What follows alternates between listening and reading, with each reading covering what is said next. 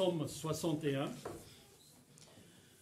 Le psaume 61 nous dit « Ô Dieu, écoute mes cris, sois attentif à ma prière.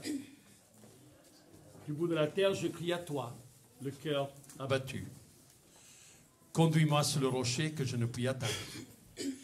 Car tu es pour moi un refuge, une tour forte en face de l'ennemi. Je voudrais séjourner éternellement dans ta tente, me réfugier à l'abri de tes ailes. Car toi, ô Dieu, tu exauces mes vœux. Tu me donnes l'héritage de ceux qui craignent ton nom. Ajoute des jours au jour du roi, que ces années se prolongent à jamais. Qu'il reste sur le trône éternellement devant Dieu. Fais que ta bonté et ta fidélité veillent sur lui. Alors je chanterai sans cesse ton nom en accomplissant chaque jour mes vœux. Et le psaume 62, verset 6. Oui, mon âme, confie-toi en Dieu, car de lui vient mon espérance. Oui, c'est lui qui est mon rocher et mon salut, ma haute retraite, je ne chancellerai pas. Sur Dieu repose mon salut et ma gloire. Le rocher de ma force, mon refuge est en Dieu. En tout temps, peuple, confiez-vous en lui, répandez vos cœurs en sa présence. Dieu est notre refuge. En Dieu repose mon salut et ma gloire. Alléluia, le rocher de ma force, mon refuge est en Dieu. Père, nous te remercions ce matin de la manière comment tu parles à nos cœurs, comment tu réconfortes, comment tu fortifies, Seigneur, les genoux languissants, les mains affaiblies. Tu es pour nous un refuge, et en toi repose notre salut et notre gloire. Le rocher de notre force, notre refuge est en Dieu. C'est que ce matin, nous puissions, Seigneur, exprimer notre louange, notre adoration envers toi. Nous venons, Seigneur, vraiment avec une attitude, Seigneur, d'abandon entier. À ta volonté, Seigneur, et savoir, Seigneur, que tu prépares nos cœurs. Et nous ne venons pas simplement pour assister, mais nous sommes ici, Seigneur, pour participer. Tu sieds au milieu de la louange de ton peuple. Au nom de Jésus. Amen. Amen. Amen. Lèvons-nous tous. Et donc, participons, frères et sœurs. Participons. Entre les chants, il y a des moments dans lesquels nous pouvons exprimer notre louange, notre prière. Crions vers l'Éternel. Lèvons-nous et donc offrons au Seigneur. Alléluia. Le cœur tout entier. Amen. Bonjour à tous, ça fait plaisir de vous voir ce matin. Donc, pour ceux qui ne me connaissent pas, moi, c'est Yonam. Et ce matin, j'avais vraiment à cœur d'être dans une certaine simplicité avec Dieu et vraiment de faire ce pas, de ce chemin vers lui, ce cheminement, où vraiment on laisse un peu tout à ses pieds, on s'abandonne en fait. Parce que souvent, on veut faire pour Dieu, faire beaucoup, mais on oublie d'être, de se laisser vider, de se laisser remplir. Et je pense que c'est important aussi de lui laisser cette place-là de créateur, mais vraiment au niveau cellulaire de notre personne, mais au niveau aussi mental, physique, de laisser prendre cette place en fait et de tout abandonner, d'arrêter de se dire que moi je veux être comme ci, je veux être comme ça, mais de le laisser lui nous fabriquer, de nous laisser être poterie entre les mains du potier, quoi. Donc je vous invite vraiment ce matin à prendre le sens des paroles qu'on va chanter et vraiment de partir dans cette louange et vraiment de vous laisser aller aussi à une liberté dans la louange et dans le chant et dans la prière, s'il vous plaît. Voilà, merci.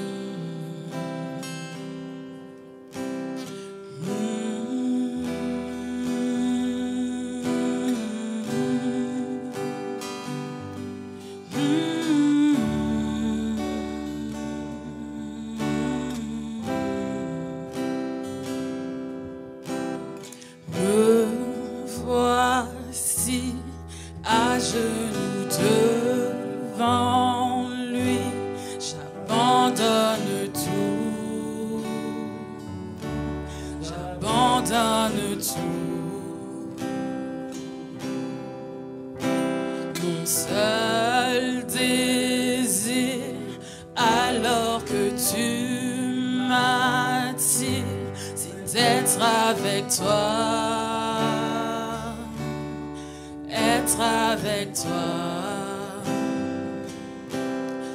je m'abandonne.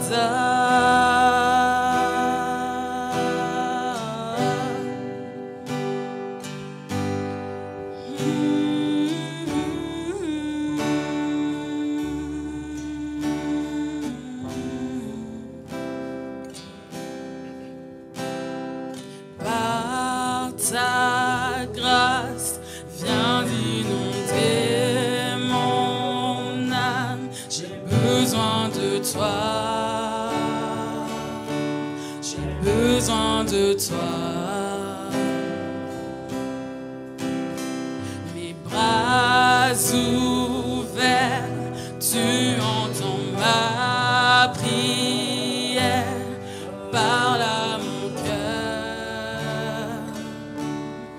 Parle à mon cœur, mes bras ouverts, mes bras ouverts, tu entends ma prière.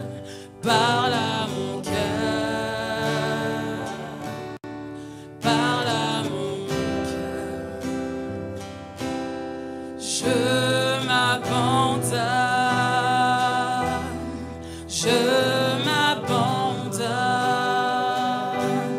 je veux te connaître plus, je veux te connaître plus, je m'abandonne,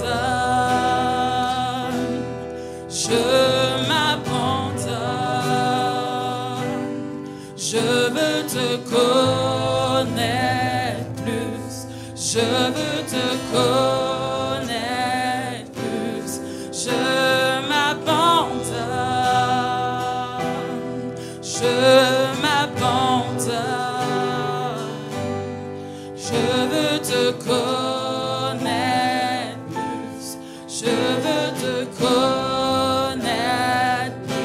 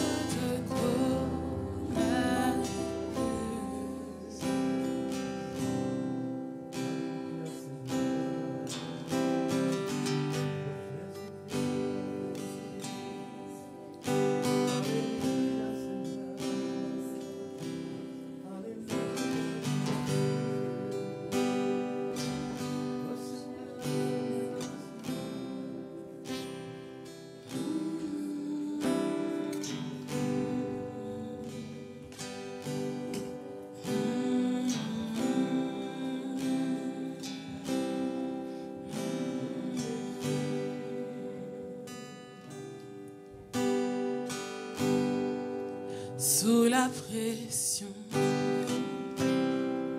sous la tension, tu fais un vin nouveau. Je renonce à mes propres voies. Tu traces un chemin nouveau. Sous la pression, sous la pression, sous la tension, tu fais un chemin nouveau. Je renonce à mes propres voies. Tu traces un chemin nouveau. Alors je m'abandonne entre tes tendres mains. Quand j'ai confiance en toi, je n'ai rien à craindre. Alors je m'abandonne. Alors je m'abandonne entre tes tendres mains. Quand j'ai confiance en toi, je n'ai rien à craindre. Fais de moi un vase, fais de moi une offrande, fais de moi ce que tu veux que je sois. Je n'ai rien à offrir. Jésus, tu m'as tout donné. Fais de Odéon un vin nouveau. Fais déborder ma vie un vin nouveau.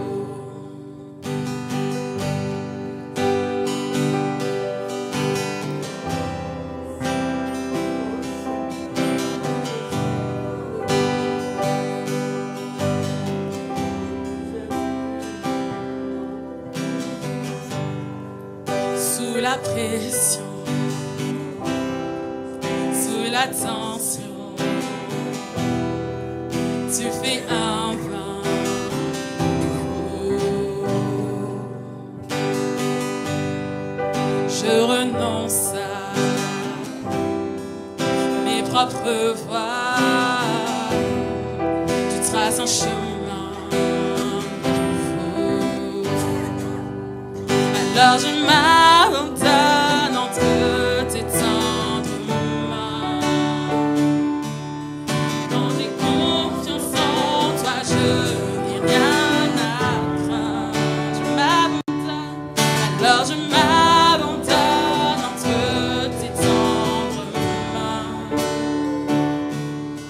Quand j'ai confiance en toi, je n'ai rien à craindre.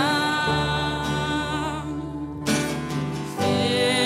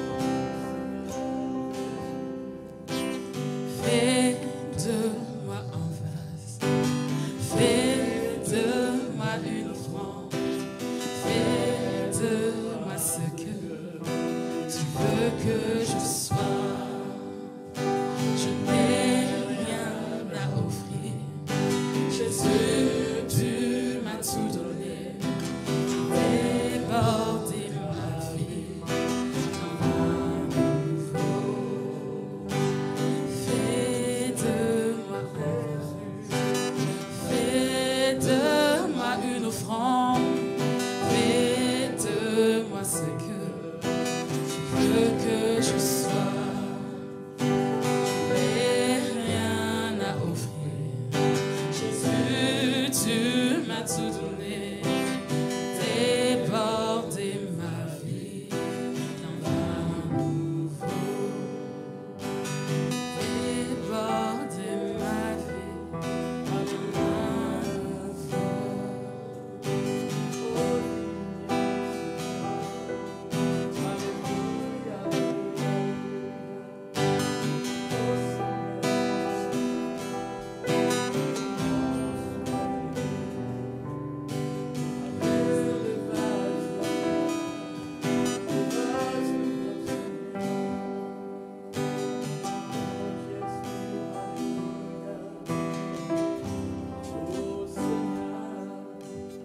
C'est vrai, Seigneur, par moments on veut se remplir nous-mêmes et on le fait mal, on le fait avec les choses de ce monde et on ne sait pas comment se sentir vraiment rempli de ta présence, rempli de ta personne, Père, mais qu'on apprenne à se vider, à toi, te laisser nous remplir d'un vin nouveau, Seigneur mon Dieu. Parce que dans ton vin nouveau, il y a ta puissance, mais il y a aussi ta présence, Seigneur mon Dieu.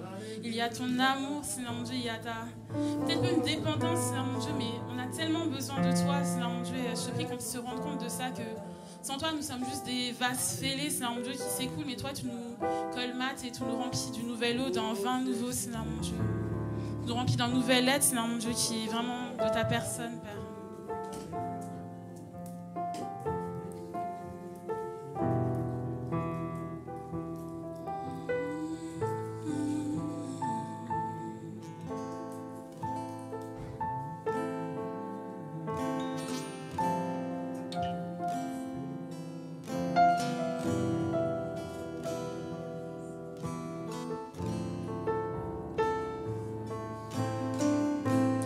Ton amour, ta puissance, ta présence dans ma vie.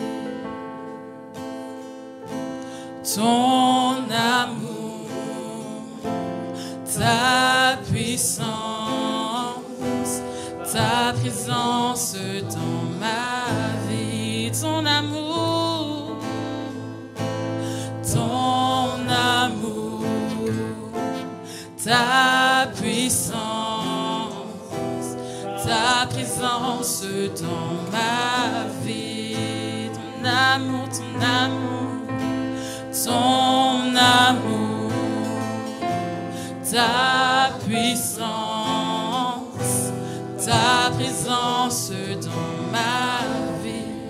Et je veux t'adorer de tout mon cœur, et je veux t'adorer de toute mon âme, et je veux t'adorer de toute ma force, car tu es mon Dieu.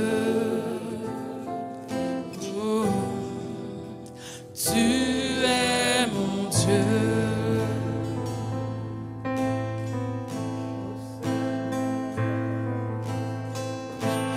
Ton amour, ta puissance,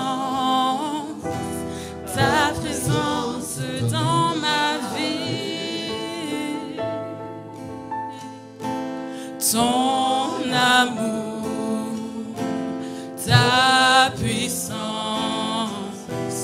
ta présence dans ma vie. Ton amour,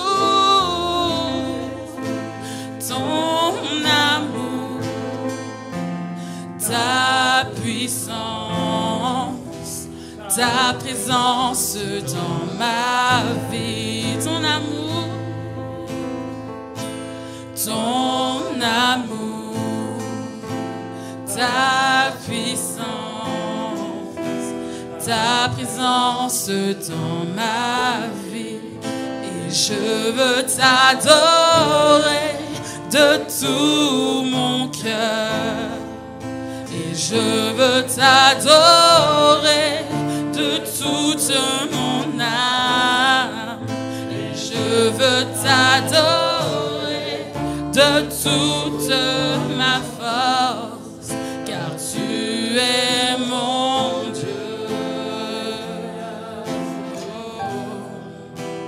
Tu es mon Dieu et je veux t'adorer, et je veux t'adorer de tout mon cœur, et je veux t'adorer de toute mon âme, et je veux t'adorer de toute ma force, car tu es mon Dieu, car tu es mon Dieu.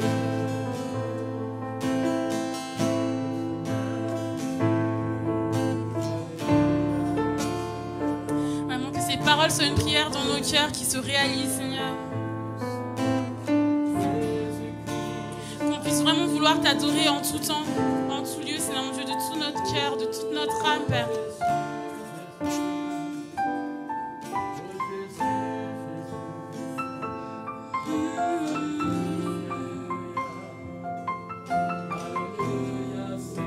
Je veux t'adorer de tout mon cœur, et je veux t'adorer de toute mon âme, et je veux t'adorer de tout mon cœur, et je veux t'adorer de toute mon âme.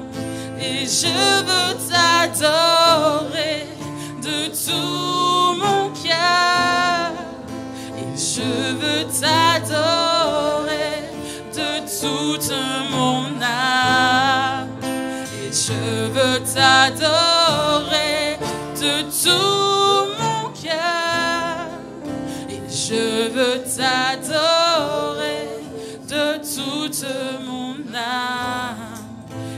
Je veux t'adorer de toute ma force, car tu es mon Dieu. Oh, tu es mon Dieu, car tu es mon Dieu, car tu es mon Dieu. Tu es mon Dieu, car tu es mon Dieu, tu es mon Dieu, car tu es mon Dieu.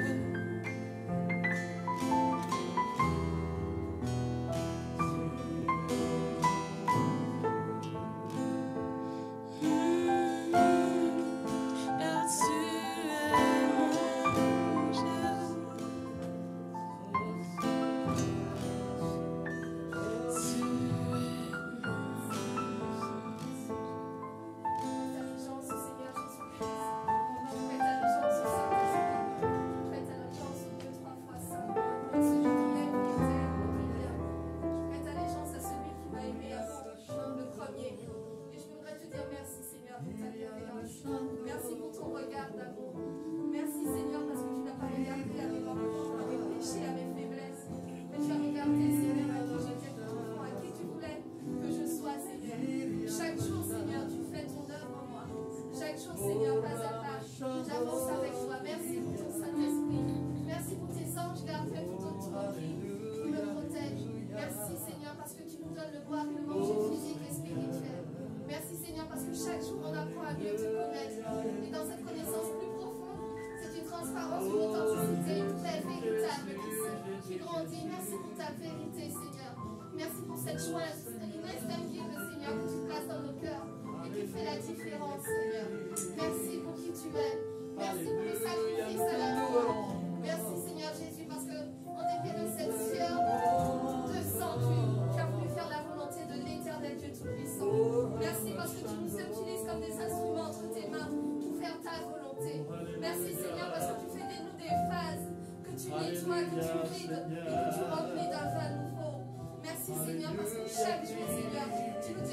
toi, je suis là. Je suis auprès de toi, je t'aime et je ne t'abandonnerai pas. Merci Seigneur, parce que même dans les difficultés, Seigneur, tu es là. Même dans la tristesse, Seigneur, tu es là. Et je proclame que la tristesse d'aujourd'hui, c'est la joie de demain, Seigneur. Merci Seigneur, parce que dans les moments où nous tombons, Seigneur, tu fais de cela notre force, Seigneur. Merci Seigneur, parce que toi, nous sommes plus que vainqueurs. Merci Seigneur pour qui tu es. Merci Seigneur pour tout ce que tu fais. Merci Seigneur pour les choses passées, pour les choses présentes et les choses à venir. Merci Seigneur parce que nous avons confiance en toi. Tu es un Dieu fidèle. Nous pouvons compter sur toi. Nous pouvons nous appuyer sur toi. Tu es notre rémunérateur. Tu es celui qui pourvoit chacun de nos besoins.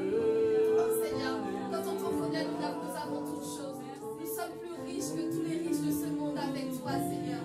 Merci. Au nom de Jésus.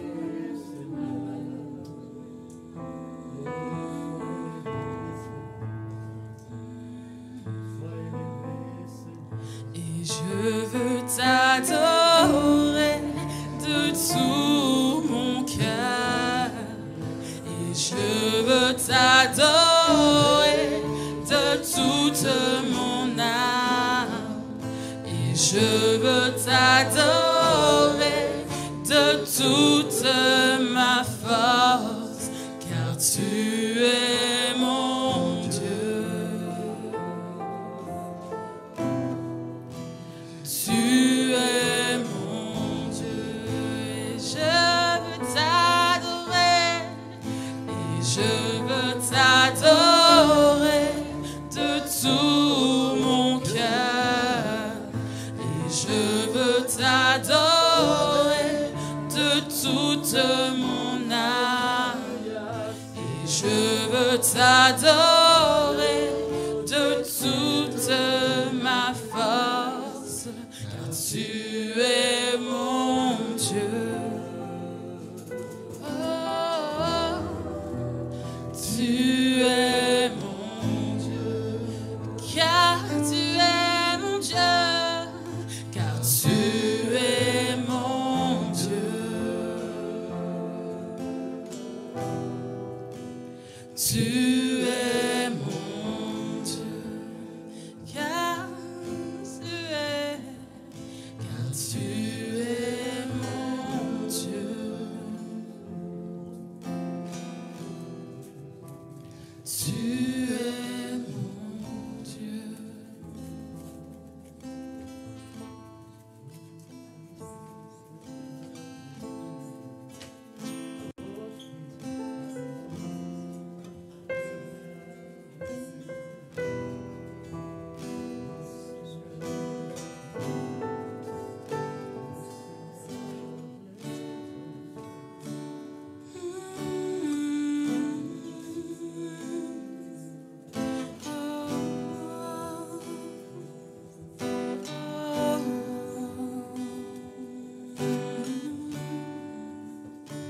Sois élevé,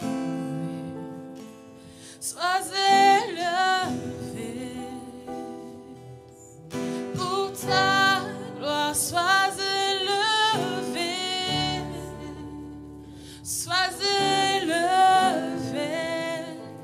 sois élevé, pour ta gloire, sois élevé, sois élevé. Sois élevé, sois élevé, pour ta gloire, sois élevé, sois élevé, sois élevé, pour ta gloire, sois élevé.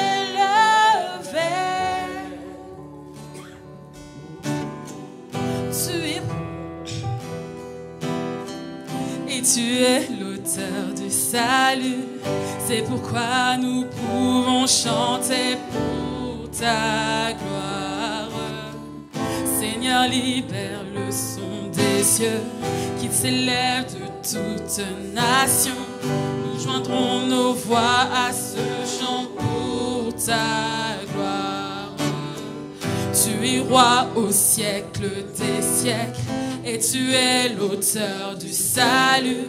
C'est pourquoi nous pouvons chanter pour ta gloire. Seigneur, libère le son des cieux qui s'élève de toute nation. Nous joindrons nos voix à ce chant pour ta gloire. Sois élevé, sois élevé. Pour ta gloire, sois élevé, sois élevé, sois élevé. Pour ta gloire, sois élevé, sois élevé, sois élevé, sois élevé. Pour ta gloire, sois élevé, sois élevé, sois élevé. Pour ta gloire, sois élevé. Tu es notre Père éternel et tu es un feu dévorant. C'est pourquoi nous pouvons vivre pour ta gloire. Nous serons une génération qui appelle le règne des cieux. Nous joindrons nos voix à ce chant pour ta gloire. Tu es notre Père, tu es notre Père éternel et tu es un feu dévorant. C'est pourquoi nous pouvons vivre pour ta gloire. Nous serons une génération qui appelle le règne des cieux. Nous joindrons nos voix à ce chant pour ta gloire. Sois élevé, sois élevé. Pour ta gloire, sois élevé, sois élevé, sois élevé. Pour ta gloire, sois élevé, sois élevé, sois élevé. Toujours plus haut, Seigneur. Sois élevé, sois élevé. Toujours plus haut, Seigneur. Sois élevé, sois élevé, sois élevé. Toujours plus haut, Seigneur. Sois élevé, sois élevé. Toujours plus haut, Seigneur. Sois élevé, sois élevé. Toujours plus haut, Seigneur. Sois élevé, sois élevé. Toujours plus haut, Seigneur. Sois élevé, sois élevé,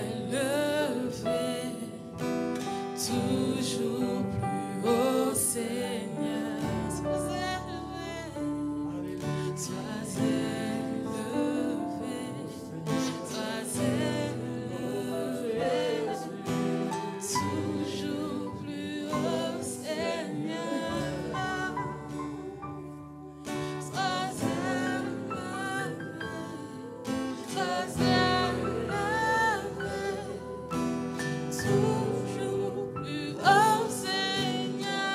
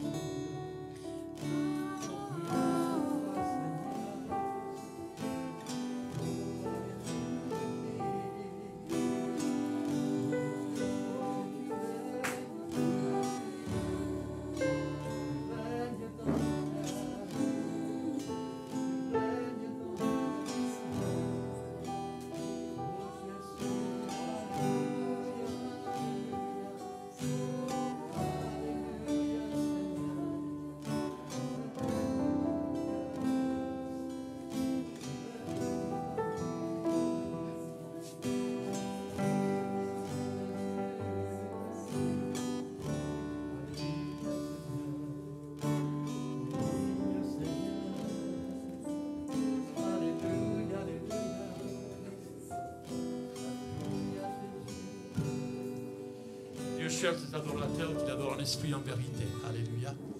Alléluia. Sois élevé, sois élevé. Donc, cette semaine a été une semaine pleine d'émotions. Donc déjà pour Rebecca, qui est là, et Marietta, et Roselaine et Christiane, qui sont partis donc, en Martinique pour les obsèques de la mamie. Cette mamie qui a été un exemple pour elle. Elle allait avoir 90 ans, c'est ça? C'est ça. 90 ans. Et donc elle connaît le Seigneur depuis... Toujours. Depuis quel âge? Donc en tout cas, c'est quelqu'un qui s'est battu pour la famille spirituellement. Et donc maintenant, donc, elle est auprès du Seigneur. Alors pensons à eux. Seigneur, nous te remercions, Seigneur, pour la joie, Seigneur, qu'il y a eu dans le ciel. Quand tu as rappelé, Seigneur, notre sœur, à toi. Et Seigneur, nous te remercions aussi, Seigneur, parce que c'est aigre-doux, Seigneur. D'un côté, Seigneur, on est heureux qu'elle soit, Seigneur, partie. De l'autre côté, Seigneur, il y a le vide, il y a... Donc, on ne pourra plus voir son sourire, on ne pourra plus entendre sa voix, plus la voir prier, louer le Seigneur, comme chaque fois qu'elle venait ici. Seigneur, qu'elle rendait visite. Elle faisait le tour de chaque foyer, Seigneur. Elle lisait la parole, elle chantait. C'était son style de vie. Et nous te remercions pour cela. Seigneur, bénis Rebecca et Marietta, Seigneur, Pierrette, Seigneur, réconforte-les. Et Christiane et Roselaine, Seigneur, et toute la famille. Seigneur, qu'il puisse avoir vraiment donc une douce présence, une paix profonde dans leur cœur. Au nom de Jésus. Amen. Amen. Amen. Donc, je disais plein d'émotions. Donc, on continue à encourager les personnes qui passent par des deuils différents, ici et au Mexique aussi.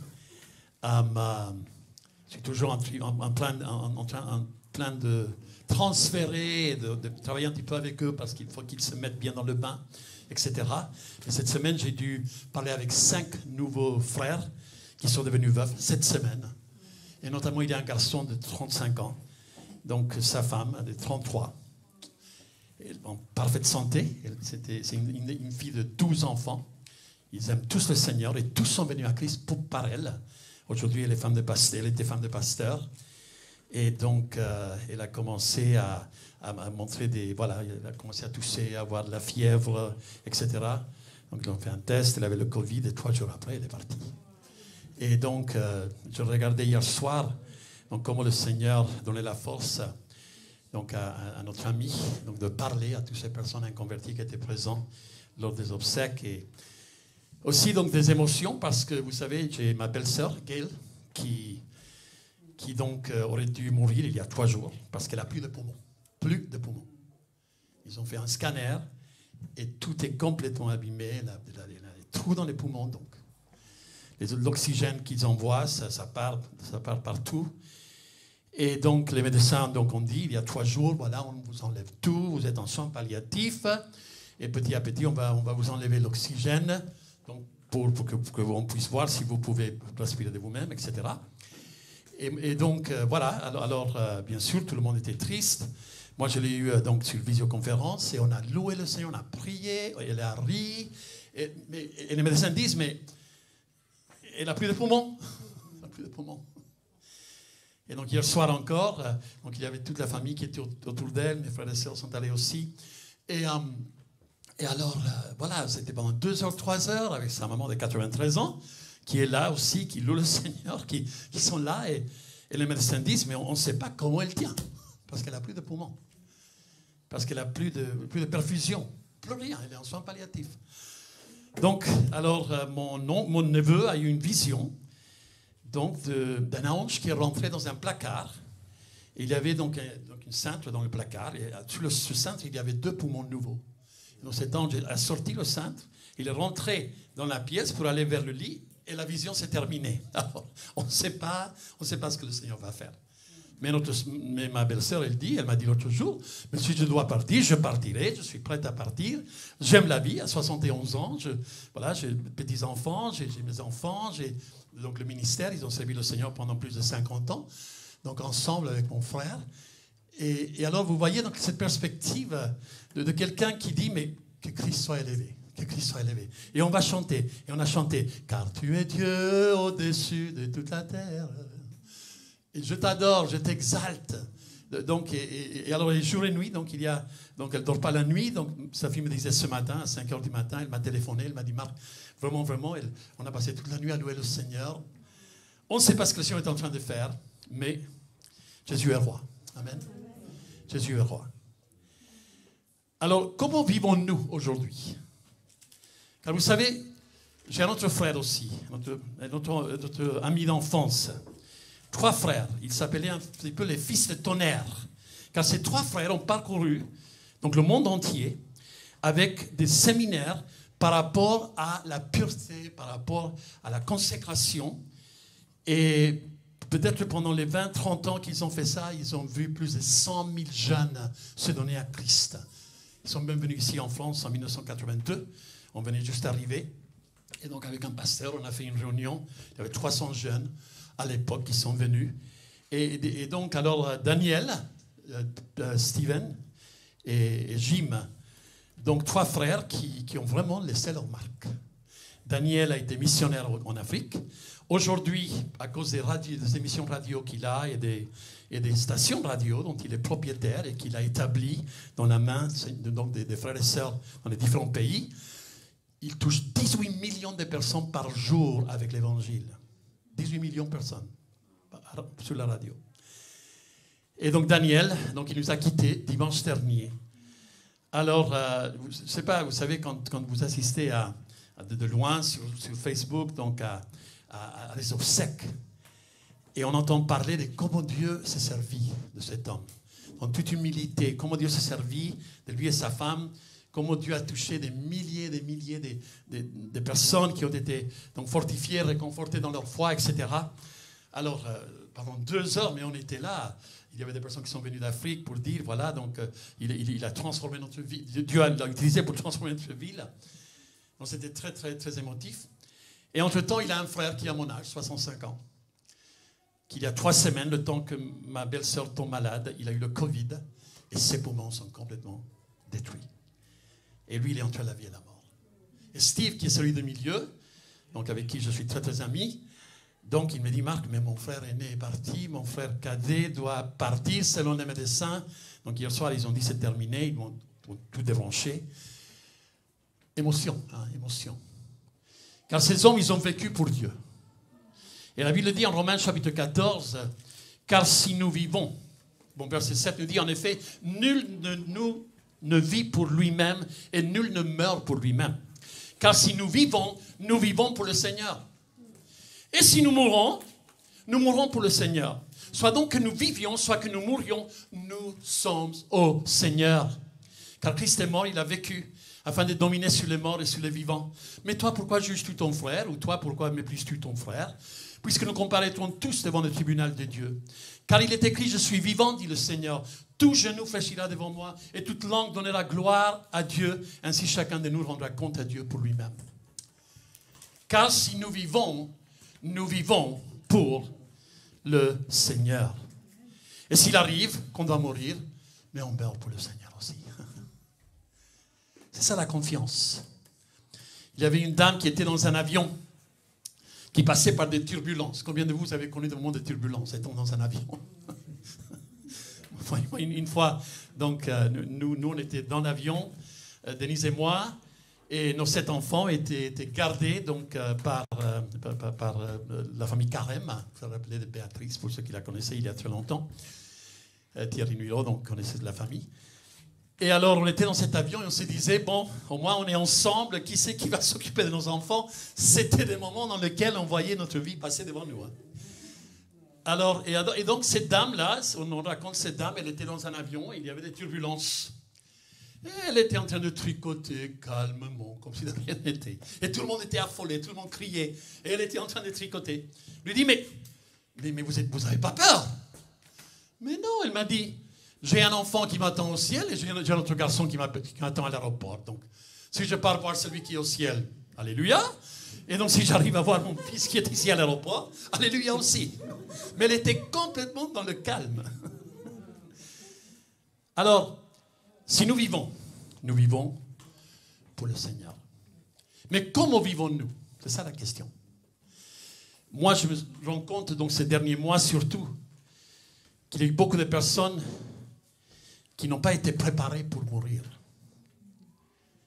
Et combien de témoignages j'ai entendus de la part des frères, des veufs que j'ai accompagnés pendant 6 mois, qui me disaient, ma femme, elle était rebelle. Mais il y a 1 mois, quelque chose s'est passé. Elle s'est repentie, sans savoir que 3 semaines après, elle partait. Vous savez, des personnes qui sont sauvées de justesse. De justesse. C'est pour ça qu'on ne sait jamais à qui on parle quand on témoigne. On ne sait jamais quelles sont les traces donc, qui vont rester dans le cœur des personnes qui nous entendent parler. Car nous sommes là pour dire aux vivants de vivre pour Dieu et aussi de préparer les vivants à leur rencontre avec Dieu. Il dit en 2 Corinthiens chapitre 5, si quelqu'un est en Christ, il est une nouvelle créature, les choses anciennes sont passées, voici toutes choses deviennent nouvelles. Et Dieu nous a donné le ministère de la réconciliation par laquelle nous disons, soyez réconciliés avec Dieu. Nous sommes des ambassadeurs de Dieu. Et nous remplissons les fonctions des ambassadeurs. Et chaque jour, nous devons avertir les personnes autour de nous. Soyez réconciliés avec Dieu. Car si nous vivons, car si vous vivez, il faut que vous viviez pour le Seigneur. Et si ça arrive que vous devez mourir, il faut que vous puissiez mourir aussi pour le Seigneur. Mais comment vivons-nous? Regardez avec moi 1 Corinthiens chapitre 9. Car vraiment, je sens dans mon cœur lancer un défi, un challenge par rapport à notre vie avec Dieu. Et qu'est-ce qui nous fait tenir dans la durée? Qu'est-ce qui nous fait tenir ferme dans la durée? Comment peuvent les membres de l'Église persécutés dans le monde entier faire face à des moments difficiles, à des moments de persécution? Sachez qu'il y a eu des chrétiens qui ont été mis à mort en Afghanistan cette semaine. Donc j'avais déjà parlé par rapport à quelqu'un d'autre, mais là, cette semaine encore. Et pourquoi? Parce qu'on ne veut pas une autre religion qui va à l'encontre de leur manière de comprendre leur foi. 1 Corinthiens chapitre 9. Ne savez-vous pas, verset 24, que ceux qui courent dans le stade courent tous, mais qu'un seul remporte le prix. Courez de manière à le remporter. Si nous vivons pour lui, courons de manière à remporter le prix. Tous ceux qui combattent s'imposent toute espèce d'abstinence. Et ils le font pour obtenir une couronne corruptible. Mais nous, faisons-le pour une couronne incorruptible. Moi donc je cours non pas comme à l'aventure. Je frappe non pas combattant l'air, mais je traite durement mon corps et je le tiens assujetti de peur d'être moi-même rejeté après avoir prêché aux autres. Courez de manière à remporter le prix. Vivons de manière à remporter le prix. Quel est le prix? C'est la vocation céleste en Jésus-Christ. C'est le fait de connaître Dieu. C'est le fait de connaître la puissance de sa résurrection. C'est le fait de connaître la communion de ses souffrances. Ça fait partie du prix qu'on remporte. Et dans la victoire. Et c'est là où on remporte dans la victoire le prix. Voyez avec moi en 2 Timothée chapitre 2. Verset 3. Souffre avec moi comme un bon soldat de Jésus-Christ. Il n'est pas des soldats qui s'embarrassent des affaires de la vie s'il veut plaire à celui qui l'a enrôlé. Et l'athlète n'est pas couronné s'il n'a pas combattu suivant les règles. Il faut que le laboureur travaille avant de recueillir les fruits. Comprends ce que je dis, car le Seigneur te donnera de l'intelligence en toutes choses. Discipline personnelle, spirituelle. Quelles sont les disciplines que j'impose à ma vie dans ma marche avec Dieu en tant que disciple de Jésus-Christ? Quelles sont donc ces pratiques qui m'aident à tenir dans la durée? Quelles sont les règles que je dois suivre? Quelles sont donc, comme il dit, si la tête n'est pas couronnée, s'il n'a pas combattu suivant les règles? Courez de manière à remporter le prix. Moi, pour le moment, je suis vivant. Alors, je vais vivre pour Dieu. Amen. Je vais vivre pour lui. 24 heures sur 24.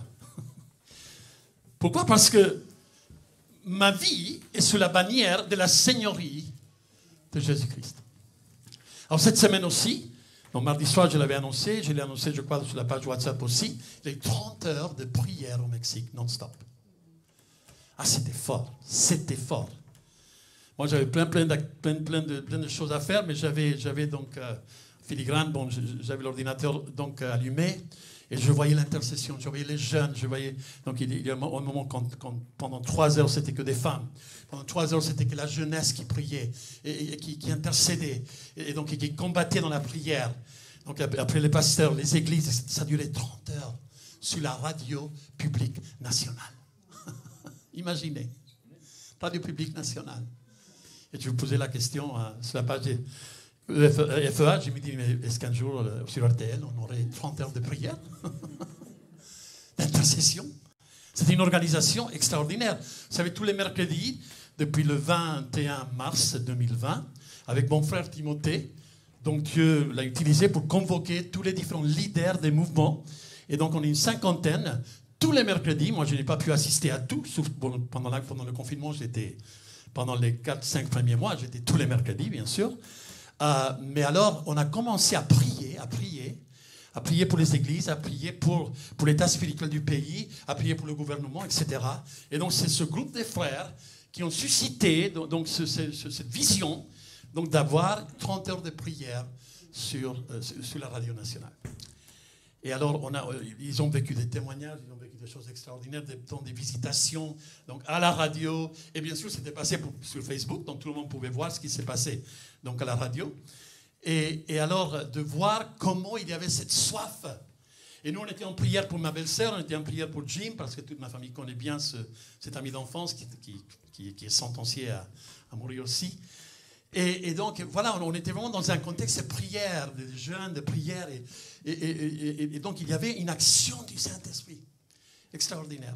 Il y a eu des témoignages de comment Dieu a réveillé des églises, comment des pasteurs, il y avait des pasteurs qui étaient sur Facebook, qui commençaient à pleurer, qui commençaient à être en sanglots devant Dieu, dans la présence de Dieu, tout simplement en se sentant si petit, si insignifiant, mais en disant, Seigneur, je veux être un vase d'honneur.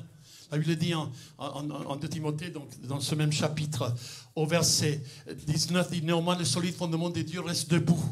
Avec ces paroles qui lui servent de sceau, le Seigneur connaît ceux qui lui appartiennent et qui prononcent le nom du Seigneur, qui s'éloignent de l'iniquité. Dans une grande maison, il n'y a pas seulement des vases d'or et d'argent, mais il y en a aussi de bois et de terre. Les uns sont des vases d'honneur, les autres sont d'un usage vil, d'un usage banal. Vous savez, votre enfant vient de vous demander un verre d'eau, vous prenez un verre en plastique. C'est un usage banal, quoi. Mais vous avez des invités, vous mettez, voilà, donc un verre en verre, quoi.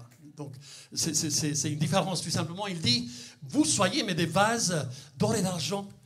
Ne vous limitez pas à être de bois et de terre. Soyez des vases d'honneur.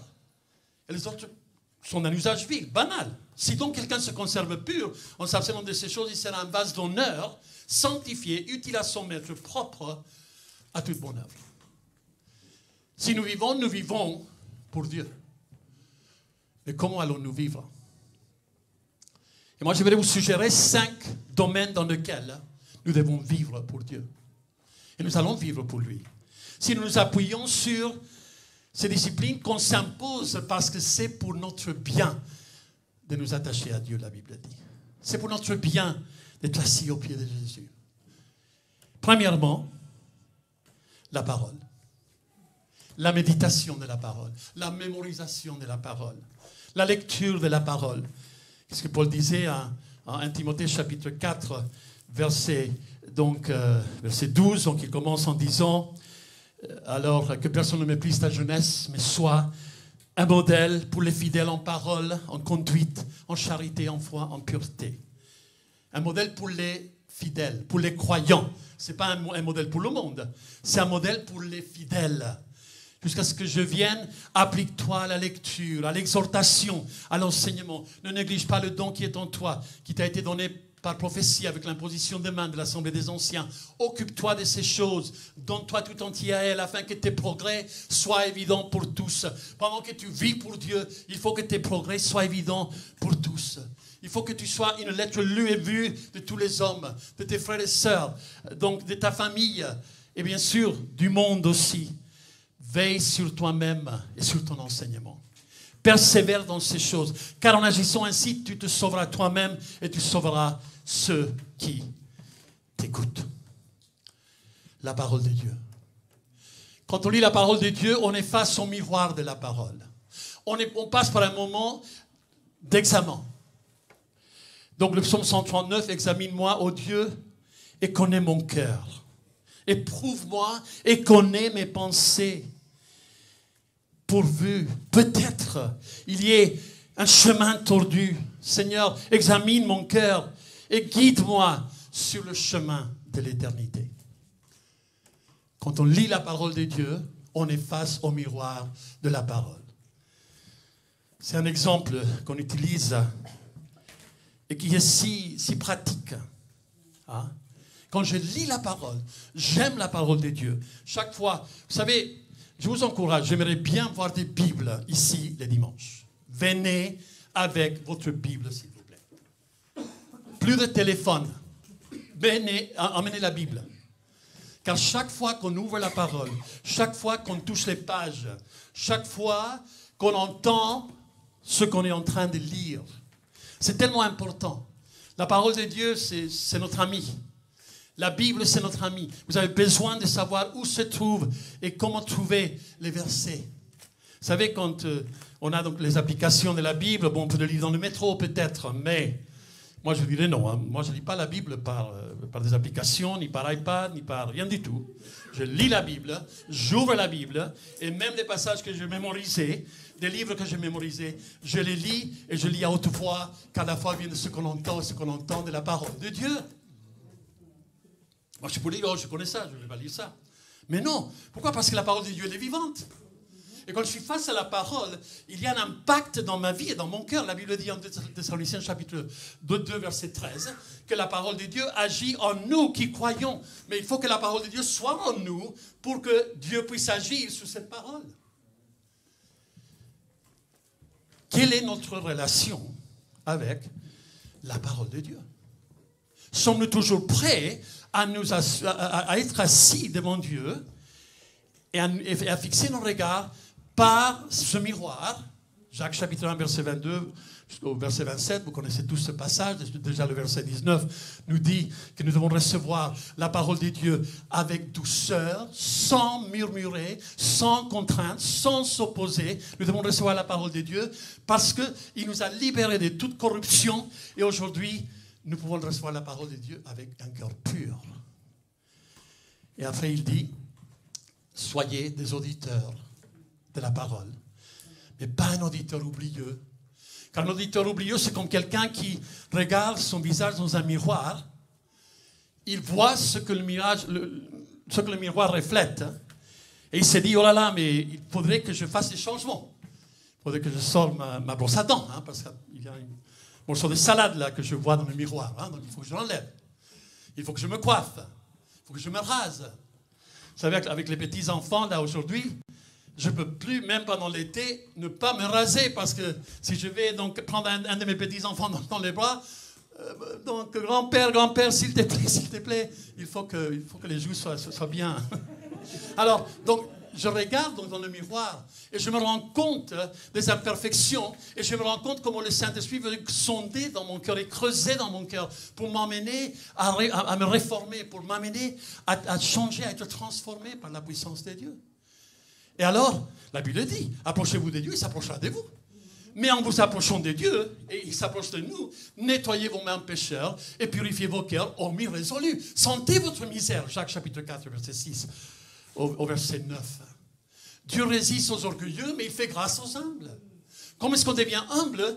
En étant devant le miroir de la parole de Dieu. N'étant pas des auditeurs oublieux, car un auditeur oublieux se regarde dans le miroir et il oublie aussitôt comme il était. Il va faire peur aux gens quand il sort de chez lui, parce qu'il n'a rien fait par rapport à ce qu'il a vu dans le miroir. Mais la parole de Dieu est une discipline. La parole de Dieu, la lecture de la parole, être amoureux de la parole de Dieu. Quel est le psaume qui nous dit qu'on doit aimer la parole de Dieu? Quel psaume?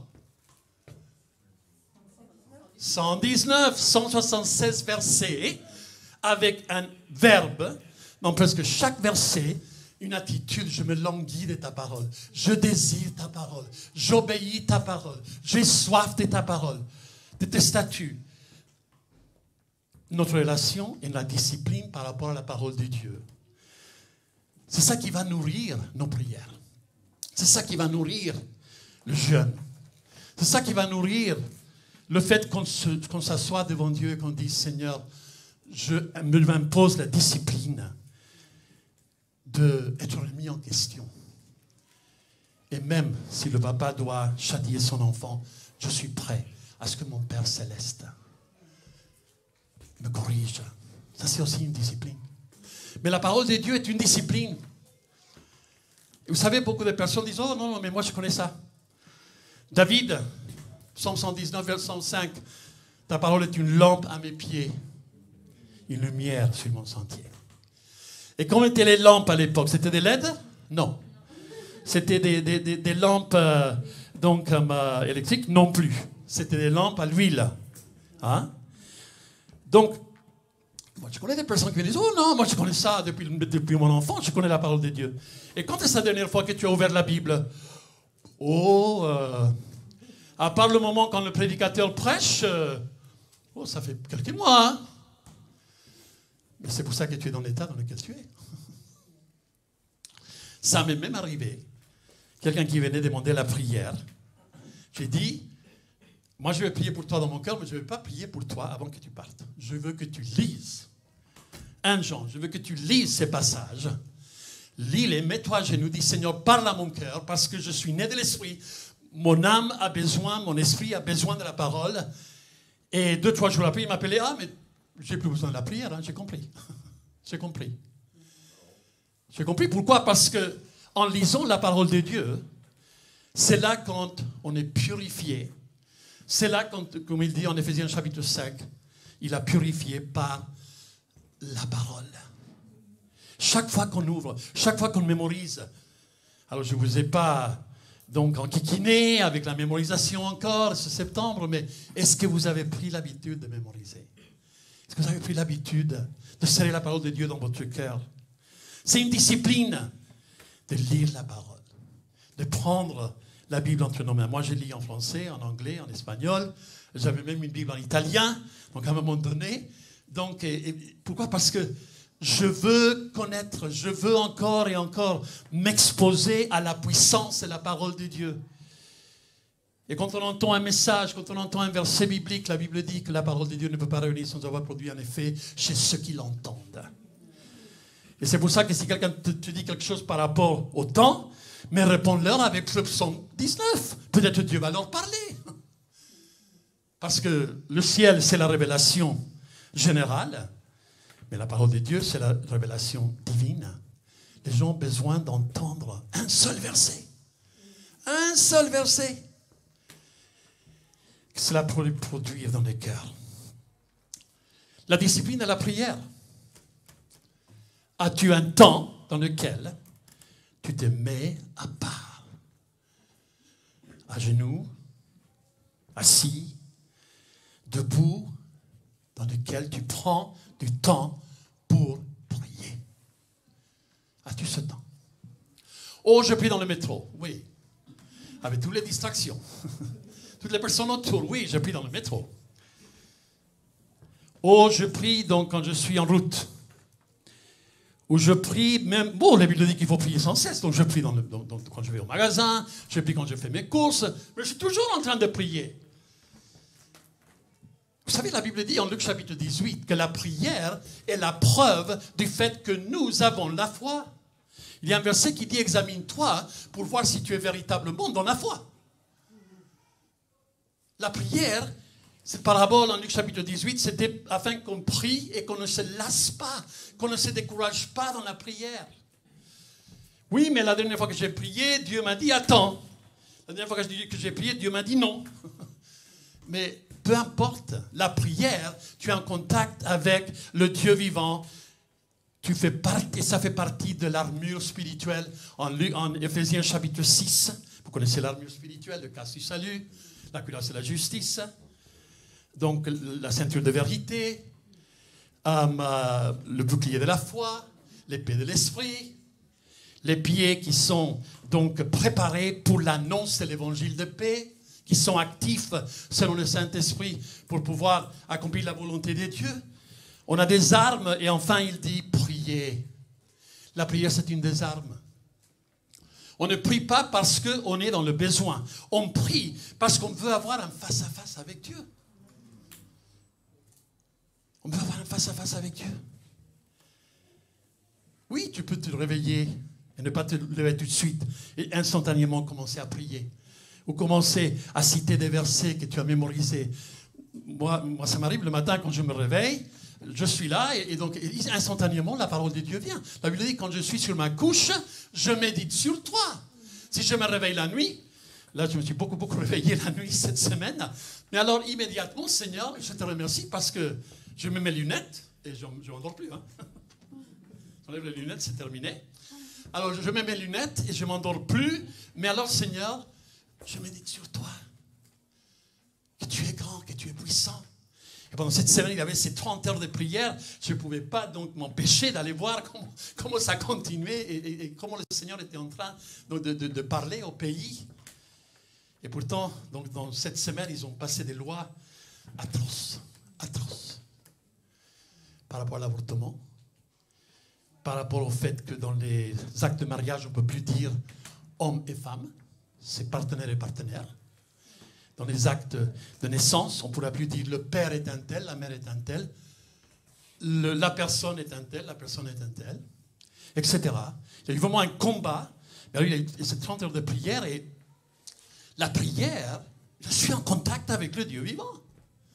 Et combien de fois les gens me disent, mais prie pour un tel. Mais je ne le connais pas, c'est pas grave. Si moi je prie, je vais être instantanément en contact avec le Dieu vivant. C'est tout. Même si je prie pour quelqu'un que je ne connais pas, c'est pas grave. Sinon, si je dis à quelqu'un que je vais prier, je vais prier. Combien de listes de prières as-tu? Combien de fois à la fin d'un culte, quelqu'un te dit quelque chose, oh je vais prier pour toi. Et tu reviens le dimanche après. Alors, qu'est-ce que Dieu t'a dit pendant ta prière? Ah oui, j'étais promis que j'allais prier pour toi. Aïe. J'aurais dû mettre sur la liste. Les listes de prières ne sont pas en vain. Sur combien de listes es-tu? Combien de personnes prient pour toi tous les jours? 2, 3, 4. On a la liste de prières qu'on a donnée à l'église. Je ne sais pas si ça vous arrive de la sortir de temps en temps, si elle est dans votre Bible, et que vous commencez à intercéder, à prier pour des noms qui sont là, pour des personnes qui sont là. Peut-être vous les connaissez, peut-être vous ne les connaissez pas, mais tout d'un coup Dieu vous donne un fardeau de prier. On a cette liste de prières pour vous encourager à être en contact avec le Dieu vivant. La prière est une discipline. Si on ne se donne pas les moyens, on ne va pas tenir dans la durée. Courez de manière à remporter le prix. Une autre discipline qu'on s'impose, c'est le jeûne. Le jeûne et la prière. Vous lisez Ésaïe chapitre 58 et vous verrez de quel jeûne il s'agit. Il y a des critères par rapport au jeûne. Et quand on va s'abstenir de la nourriture et s'abstenir même des réseaux sociaux, même de tout le reste, il y a des couples qui, peut-être à cause du jeûne et prière, ils vont s'abstenir de leur vie conjugale en accord commun, il dit, en Corinthiens chapitre 7. Deux fois, un couple va dire, on va vraiment se consacrer à la prière, on va mettre de côté même l'appétit sexuel pendant un temps, mais il faut que ça soit d'un commun accord. Il ne faut pas que ça soit l'un ou l'autre en disant, moi je jeûne et voilà, tu n'existes plus. Donc, parce que ça aussi peut causer des difficultés. Mais simplement pour vous dire, il y a un moment dans lequel on va faire fi de tous les appétits et on va dire, Seigneur, je veux entendre ta voix. Quand on faisait les moments de jeûne et prière dans le passé, et j'espère qu'on pourra reprendre, et on va reprendre, on va être obligé de reprendre, parce que c'était des moments de visitation de la part de Dieu. C'était un dimanche après-midi par mois. Et alors, je me rappelle qu'il y avait des personnes qui me disaient, oui, mais quel est le but de ce moment de jeûne? Mais tout simplement d'être à l'écoute de la voix de Dieu. Tout simplement nous humilier. Si mon Père, pour ceux qui étaient invoqués mon nom, s'humilie, prie et cherche ma face. Et se détourne de ces mauvaises voies. Et peut-être pendant ces temps de jeûne et prière, Dieu nous montrait quelle est la mauvaise voie de laquelle il fallait se détourner. En tant qu'individu, en tant qu'Église aussi, peut-être il y avait des failles. Et là, le Seigneur pouvait nous parler. Pourquoi? Parce qu'on prenait le temps d'être à l'écoute, de s'humilier, de chercher sa face. C'est vrai, il y a des personnes qui disent, bon Seigneur, moi je vais jeûner 3 jours et toi tu vas faire ça en retour. Ça ne marche pas comme ça. Seigneur, je te prie pour tel sujet, alors maintenant, donc je sais que, voilà, des fois le Seigneur peut te donner un fardeau particulier et il ne te lâche pas. Et il te dit, tu vas prier, tu vas jeûner, tu vas me chercher parce que je te prépare pour quelque chose de particulier.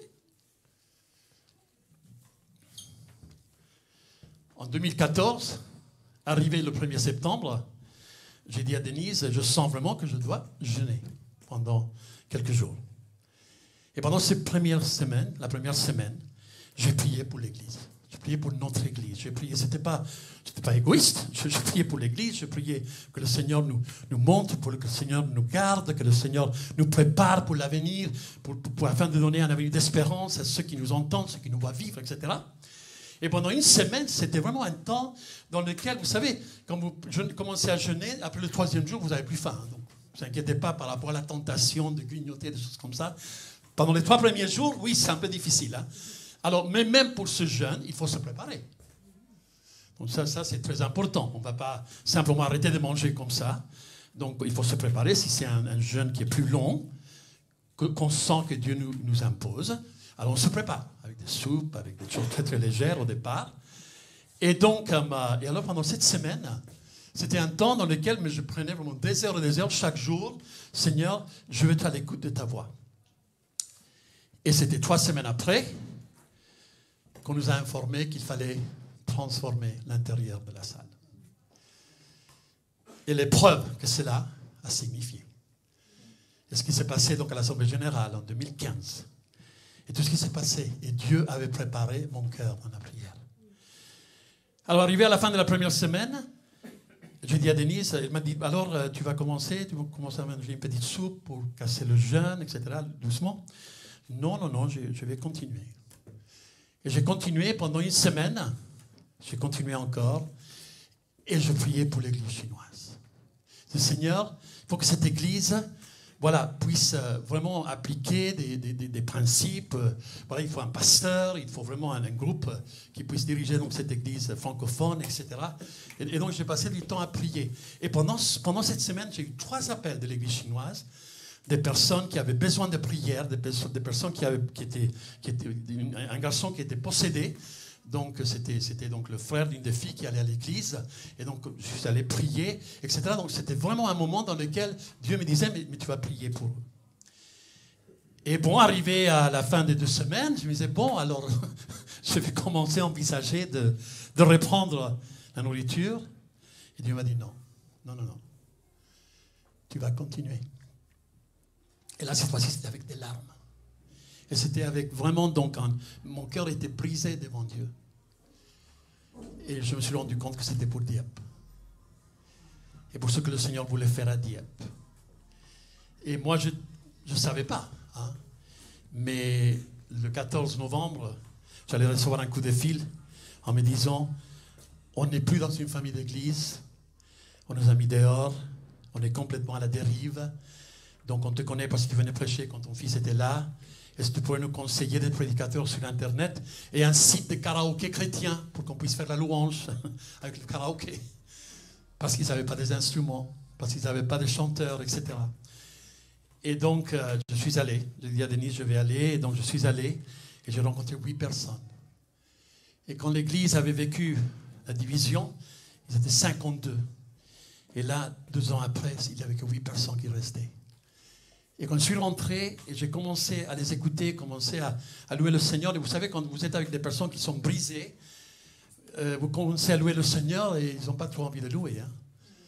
Ils ont le cœur lourd, ils ont le cœur gros.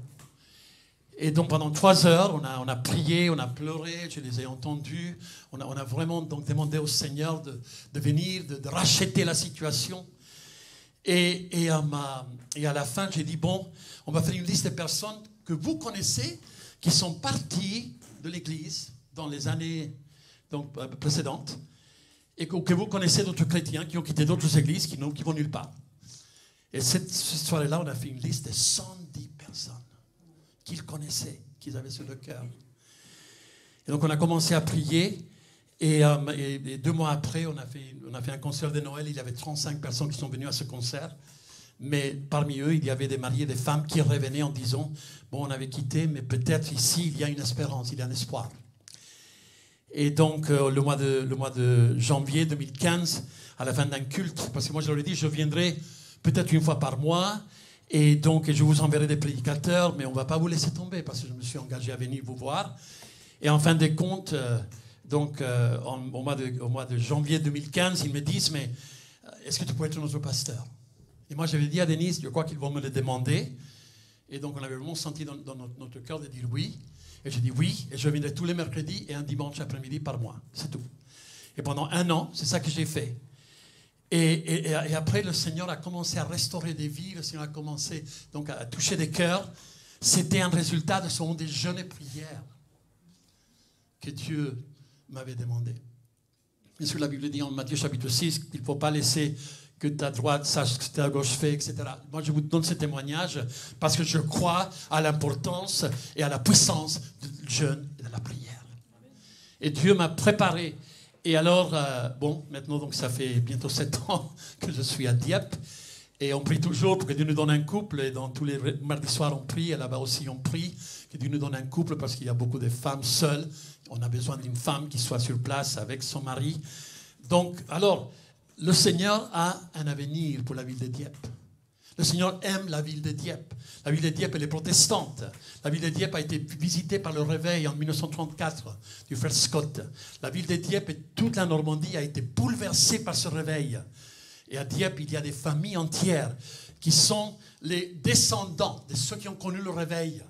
Il y a des descendants qui ont connu, qui ont entendu parler, leurs grands-parents, les arrière-grands-parents, parler de ce réveil, de comment Dieu avait visité la ville, etc. Et alors, il y a des foyers qui ont eu vraiment des bribes de ce réveil, mais aujourd'hui, ils sont complètement endormis. Et chaque fois qu'on a un temps de prière, chaque fois qu'on plie le genou, donc à Dieppe, chaque fois qu'on a un temps, on dit, Seigneur, tu nous as préparé une moisson. Tu nous as promis une moisson. Il y aura une moisson dans la ville de Dieppe. Seigneur, ouvre nos cœurs. Mais tout ça a commencé parce que Dieu me disait, et avec des pleurs, je ne comprenais pas pourquoi avec des pleurs. Mais depuis que je suis allé à Dieppe, j'ai beaucoup pleuré parce que les gens pleuraient, donc quand ils pleurent, tu pleures. Mais le Seigneur les a réconfortés aussi. Et nous croyons que Dieu nous prépare pour une moisson. Et priez beaucoup pour Dieppe. Pourquoi? Parce que ça, c'est quelque chose qui est né lors d'un moment de jeûne et prière. C'est tellement important de prendre le temps de nous humilier, de chercher sa face. Qui sait ce que le Seigneur veut faire au travers de ta vie? En tant que vase d'honneur, qui sait ce que le Seigneur prépare pour toi, individuellement, ou en tant que famille, en tant que couple? Qui sait ce que le Seigneur prépare pour ton avenir? Prends le temps, rentre dans la discipline du jeûne. Quand tu lis Ésaïe chapitre 58, tu verras tous les critères. Il y a des choses à mettre en pratique lorsqu'on jeûne. Parce qu'il faut que ça soit un jeûne qui fasse plaisir au cœur de Dieu. Ce n'est pas seulement pour torturer son corps, ce n'est pas seulement pour priver son corps de la nourriture, mais c'est un jeûne donc devant le Seigneur. Humilions-nous devant le Seigneur. Une autre discipline, c'est le contentement. Le contentement. 1 Timothée chapitre 6 et verset 6 nous dit que le contentement est d'un grand gain. C'est en effet une grande source de gain que la piété avec le contentement. Quand nous n'avons rien à porter dans le monde, il est évident que nous n'en pouvons rien emporter. Si donc nous avons la nourriture et le vêtement, cela nous suffira. Mais ceux qui veulent s'enrichir tombent dans la tentation, dans le piège et dans beaucoup de désirs insensés et pernicieux qui plongent les hommes dans la ruine et la perdition, car l'amour de l'argent est une racine de tous les maux. Et quelques-uns, en étant possédés, se sont égarés loin de la foi et se sont jetés eux-mêmes dans bien des tourments. Pour toi, homme de Dieu, fuis ces choses. Et recherche la justice, la piété, la foi, la charité, la patience, la douceur. Combat le bon combat de la foi. Saisis la vie éternelle à laquelle tu as été appelé et pour laquelle il a été fait une belle confession en présence d'un grand nombre de témoins. Le contentement. Qu'est-ce que Paul disait en Philippiens chapitre 4? Je me contente de ce que j'ai. Ce que j'ai me permet de vivre, de m'habiller, de me nourrir, de nourrir ma famille, habiller ma famille. Mais tout le reste, c'est pour que je puisse accomplir l'œuvre que Dieu a préparée pour moi. Il est dit ça en Corinthiens chapitre 9.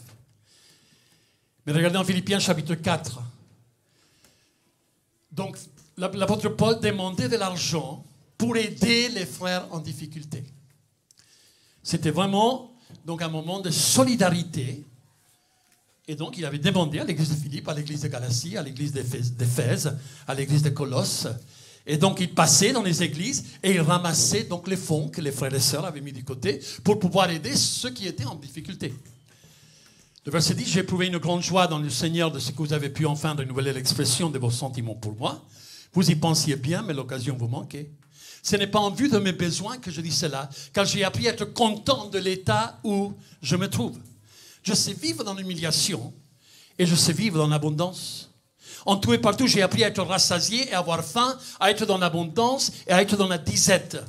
Et c'est dans ce contexte-là que nous trouvons le verset « Je puis tout par celui qui me fortifie ». Je peux trouver le contentement par celui qui me fortifie. Ce verset, malheureusement, il est sorti du contexte. Beaucoup. Et on le prend comme, oui, mais on est plus que vainqueurs et je peux tout par celui qui me fortifie.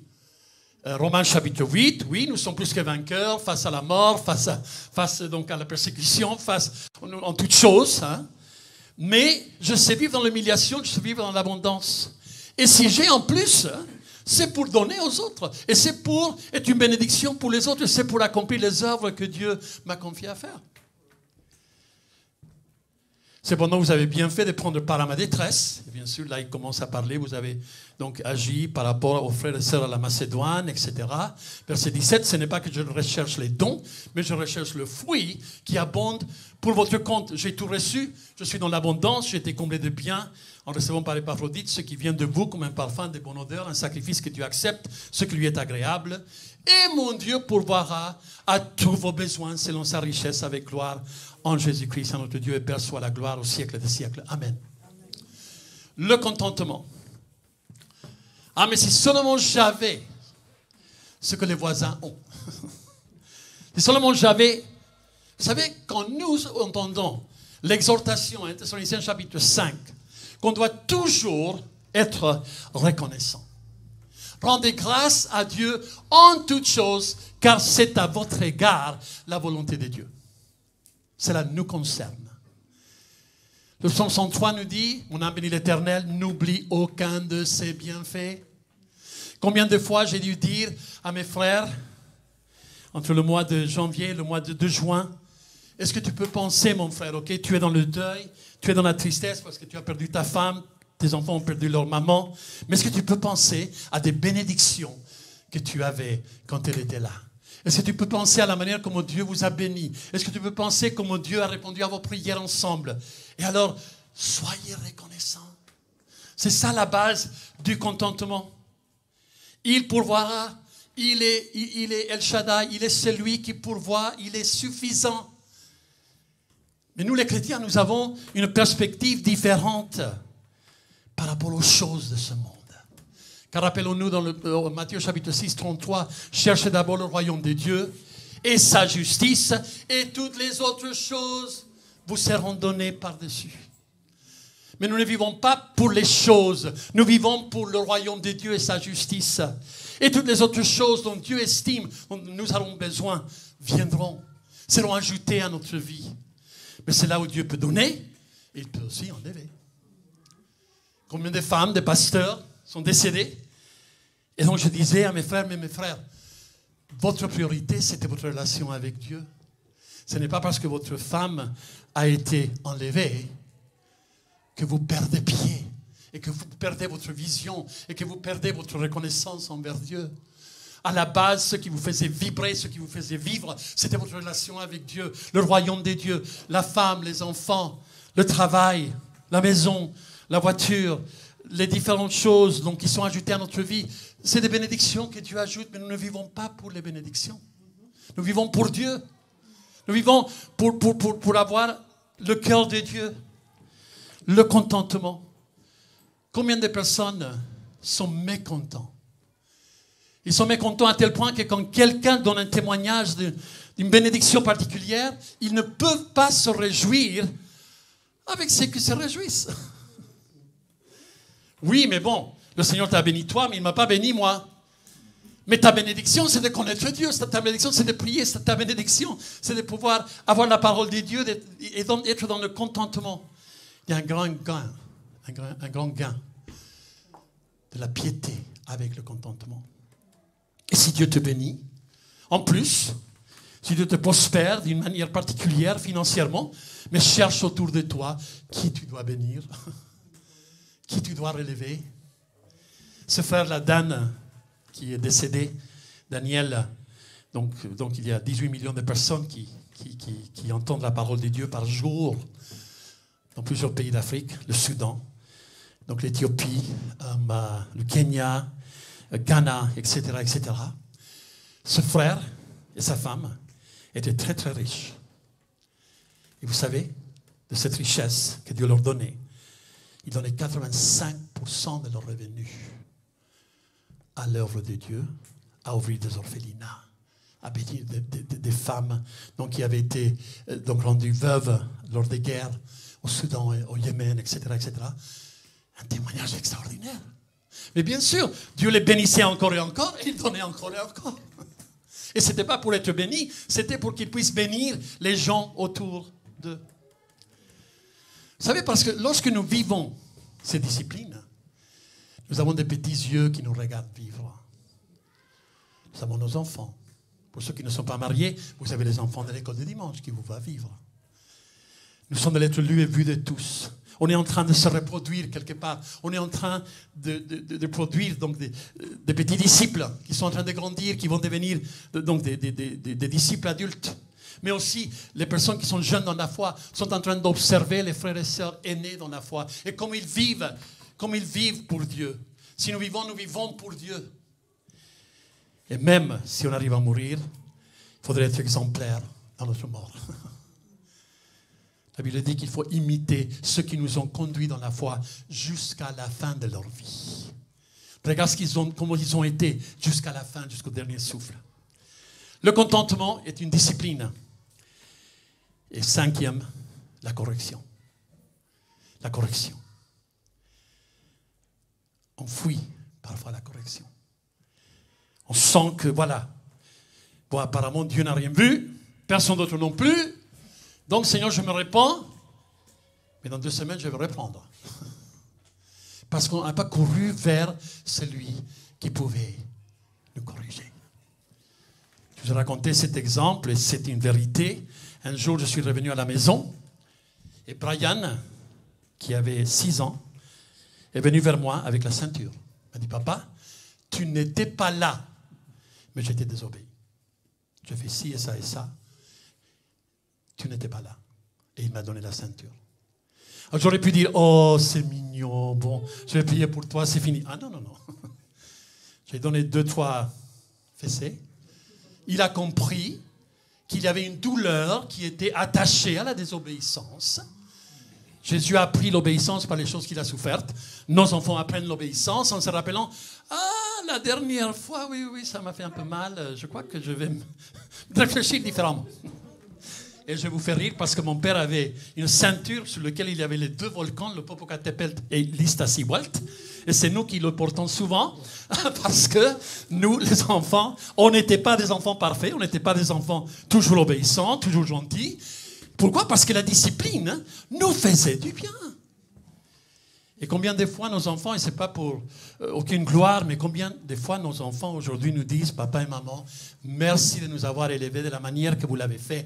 Parce qu'aujourd'hui, on connaît des chrétiens qui ont des problèmes dans leur vie, des disciplines, etc., parce qu'ils n'ont jamais été disciplinés.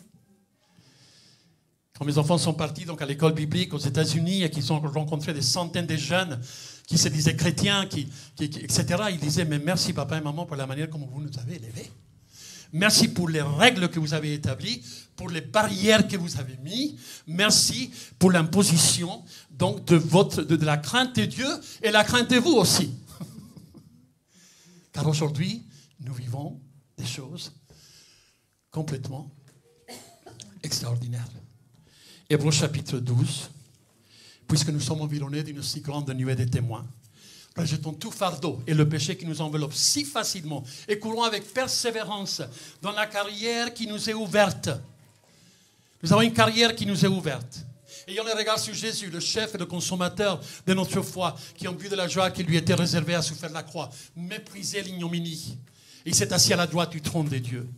Considérez en effet celui qui a supporté contre sa personne une telle opposition de la part des pécheurs, afin que vous ne vous lassiez point l'âme découragée. Vous n'avez pas encore résisté jusqu'au sang en luttant contre le péché. Il y a un seul qui a lutté jusqu'au sang, c'est Jésus. Et vous avez oublié l'exhortation qui vous est adressée comme à des fils. Mon fils, ne méprise pas le châtiment du Seigneur. Et ne perds pas courage lorsqu'il te reprend. Car le Seigneur châtie celui qu'il aime et il frappe de la verge tous ceux qu'il reconnaît pour ses fils. Supportez le châtiment. C'est comme des fils que Dieu vous traite. Car quel est le fils qu'un père ne châtie pas? Mais si vous êtes exempt du châtiment auquel tous on part, vous êtes donc considérés comme des enfants illégitimes et non des fils. D'ailleurs, puisque nos pères, selon la chair, nous ont châtiés et que nous les avons respectés, ne devons-nous pas, à bien plus forte raison, nous soumettre au Père des esprits pour avoir la vie? Nos pères nous châtiaient pour peu de jours, comme ils le trouvaient bon. Mais Dieu nous châtie pour notre bien, afin que nous participions à sa sainteté. Et il est vrai que tout châtiment semble d'abord un sujet de tristesse et non de joie, mais il produit plus tard, pour ceux qui ont été ainsi exercés, un fruit paisible de justice. Avons-nous confiance? Papa? Oui, tu vois tout, hein. De toute façon, on ne peut pas le cacher. Et voilà la ceinture. C'est une discipline de nous soumettre à sa discipline et à sa correction. Psaume 32, verset 8, je t'instruirai, je te montrerai la voie que tu dois suivre. J'aurai mon regard sur toi et je serai à tes côtés pour te conseiller. Quelle relation il nous offre? Pourquoi? Parce que nous sommes en train de pratiquer ce que nous avons vu en lui. Paul disait aux Philippiens, ce que vous avez appris, ce que vous avez reçu, ce que vous avez entendu, ce que vous avez vu en moi, mettez-le en pratique et la paix de Dieu inondera vos cœurs. Paul n'était pas parfait. Nous, en tant que pasteurs, on n'est pas parfait. En tant que serviteurs, tous ceux qui servent le Seigneur, on n'est pas parfait. Mais nous avons à imposer des disciplines à nos vies. Parce qu'il y a des disciples qui viennent. Il y a des nouveaux convertis qui vont arriver. Il y a des nouveaux baptisés qui vont venir. Ils vont se demander comment est-ce qu'on vit la vie chrétienne. Comment est-ce qu'on peut vivre une discipline spirituelle personnelle. Car c'est là où celui qui nous a enrôlés nous appellera à sa mission. Prions. Seigneur, nous te remercions aujourd'hui. Nous voulons, Seigneur, commencer cette année scolaire. Ce temps, Seigneur, que nous avons devant nous, afin de vivre avec force, afin de vivre avec ton onction. Quand tu vois tes vêtements soient blancs et qu'il ne manque jamais de l'huile sur ta tête. Ecclésiaste chapitre 9 et verset 8. Si nous voulons, Seigneur, être prêts à payer le prix pour être cet ambassadeur, Seigneur, qui plaît à celui qui l'a enrôlé. Ce soldat qui plaît à celui qui l'a enrôlé. Seigneur, nous acceptons les disciplines de la parole, de la prière, du jeûne, du contentement et de la correction. Viens, Seigneur, traite avec nous. Tu nous aimes tellement. Parfois, si on a l'impression qu'il y a des chrétiens qu'on connaît qui font tout et n'importe quoi et que, voilà, rien ne leur arrive, sont tranquilles, tout va bien.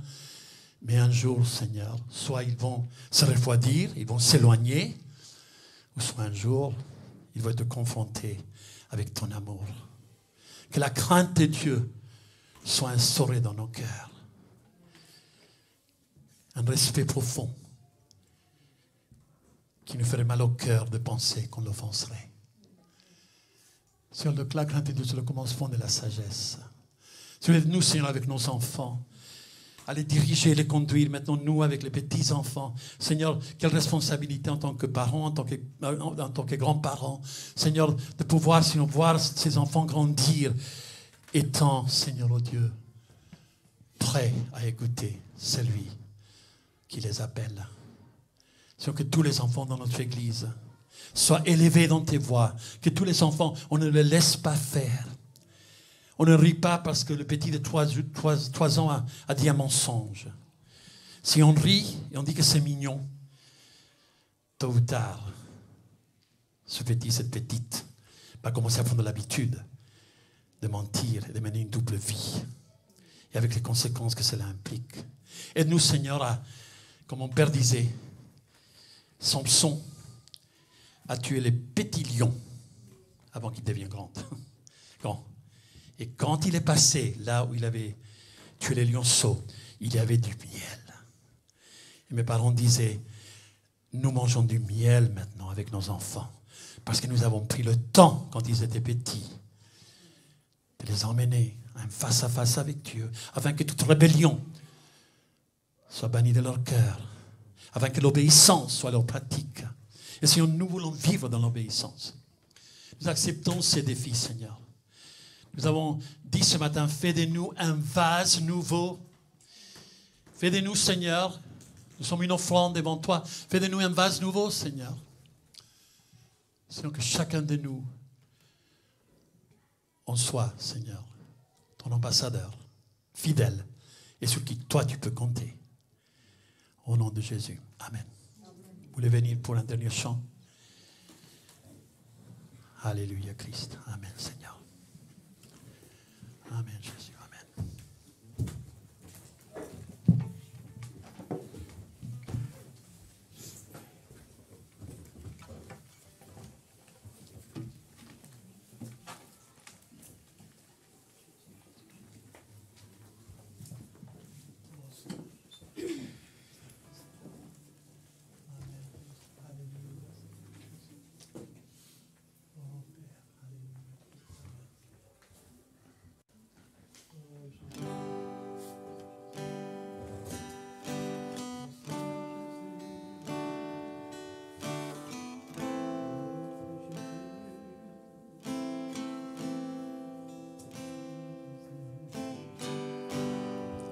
Le chant terminé, le rideau retombe, je viens simplement